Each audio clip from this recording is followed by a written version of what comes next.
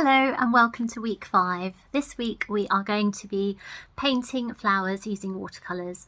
So there's two different ways of doing this. You can be really expressive and paint more sort of abstract, or you can use the botanical art as inspiration and create a much more detailed painting. But whatever you decide to do, I've just got a few techniques, watercolour techniques to share with you to help you on your way. So this week you are going to need some watercolours. Again, I'm just using a very basic palette of Cotman watercolours, not Cotman, sorry, Winsor & Newton. And I've also got some tube lemon yellow and blue here in this palette. And I've got some tissue and I've got some brushes and of course a big pot of water to wash my brushes in. So the first technique I'm going to show you today, I'm just going to write it on the paper as well, hopefully you can see that, is wet on dry. Okay, so this is using wet paint, which I'm going to mix in here. I'm going to use this blue, which is a phthalo blue, and the lemon yellow to create this lovely green. And there's quite a lot of water.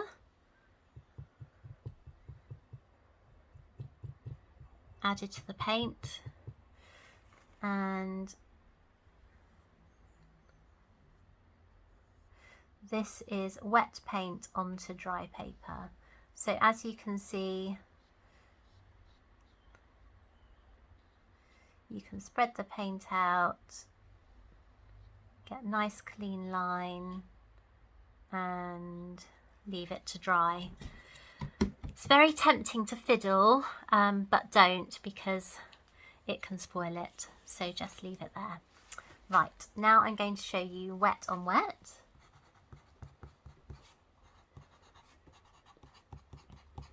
So this is a great technique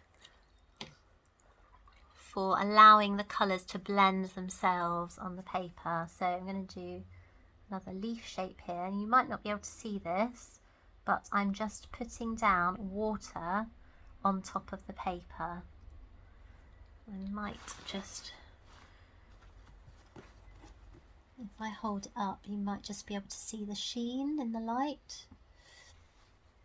So once that has absorbed a little bit, then what you can do is take the paint. I might use a smaller brush for this one.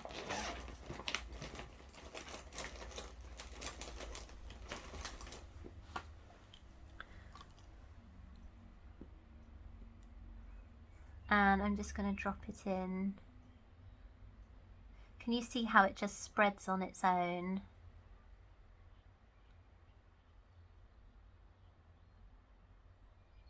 So this can create some really lovely effects, and you can just leave the paint almost to mix on the paper. Again, it's very tempting to fiddle. I'm trying not to. Okay, so I'm going to leave that there. So that's wet on wet, and we'll leave it to dry. Look how smoothly now this first one has dried, so it is a good idea to leave it. This one's going to be different, but we'll have a look at that in a minute. Right, the next technique I want to show you is dry brush. So this is great for getting those really fine details. So with hardly any water at all, and just mixing this paint. Obviously if I used my palette, I would just add the tiniest amount I can just to get it going, and then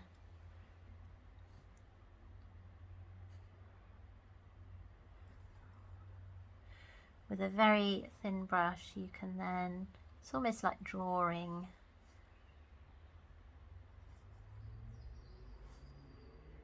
with your brush, so you can get some really fine details. So what you could do here is leave that to dry and then go over it with another colour at a later point. So that's dry brush, and now I'm going to show you lifting out.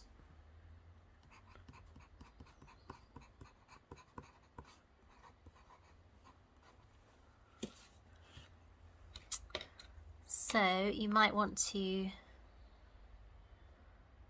paint a leaf again, like this. And then you can take a dry brush. So I'm just going to dry my brush on this paper towel. And then I'm going to lift out. Can you see I'm just lifting out the veins of the leaf?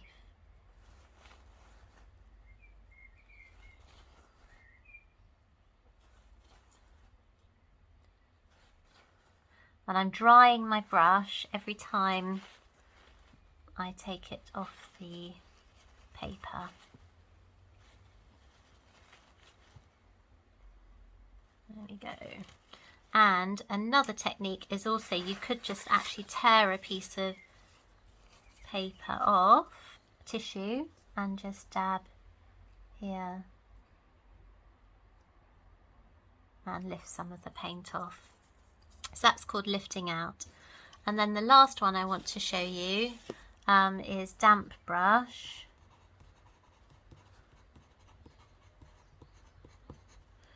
Which is where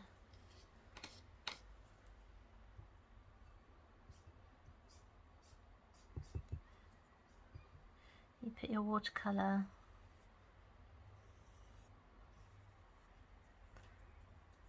on the paper and then wash it, get a little bit of the water off onto your paper towel, and then blend it so you lose any harsh lines. And then I'm going to leave it. Okay, so there's 5 different techniques there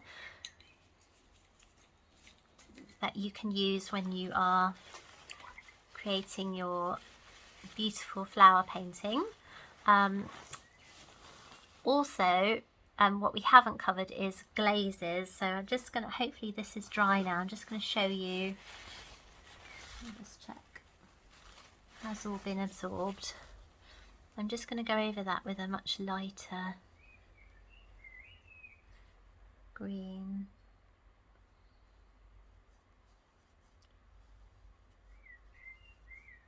So putting like a very pale glaze over the top. Now that paint wasn't completely dry because you can see now the lines have gone a little bit fuzzy. So there's a lesson. Wait for it to dry fully. Don't be impatient like I was. And glaze over when it's completely dry. So now that I've shown you these techniques, I'd like you to use these in your final painting. So whether it's doing a very detailed piece or whether you're going to go for the more expressive watercolour, that's completely up to you. But perhaps try using some of these techniques in your work, and I look forward to seeing how you get on.